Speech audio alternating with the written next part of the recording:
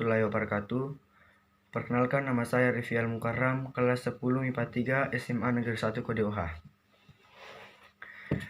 Kali ini saya akan menceritakan tentang Sangkuriang.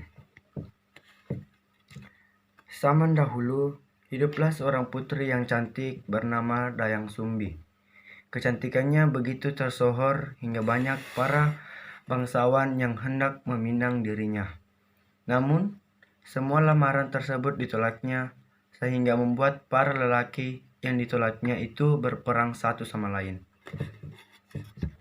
Hatinya sedih melihat hal tersebut. Ia meminta kepada sang ayah, Raja Sumbing Perbangkara, untuk mengasingkan diri. Dayang Sumbi pun mengasingkan diri di sebuah bukit dengan ditemani oleh seekor anjing bernama Tumang.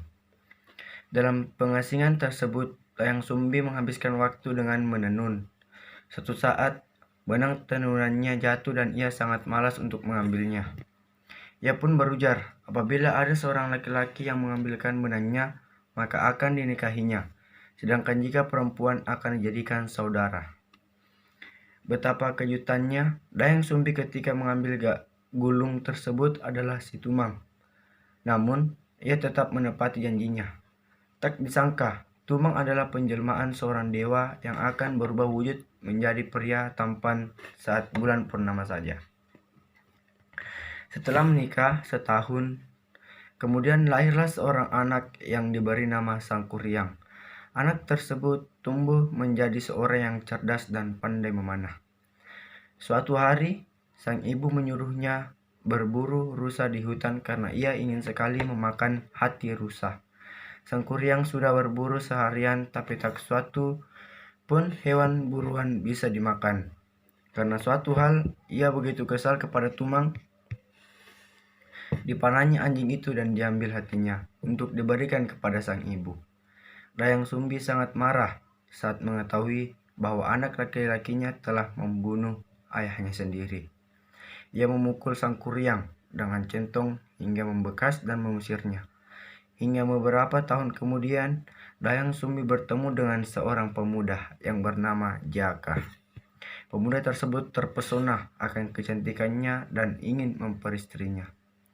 Dayang Sumbi akhirnya menyadari bahwa Jaka adalah anaknya yang ia usir dulu setelah mengetahui bekas luka di kepalanya.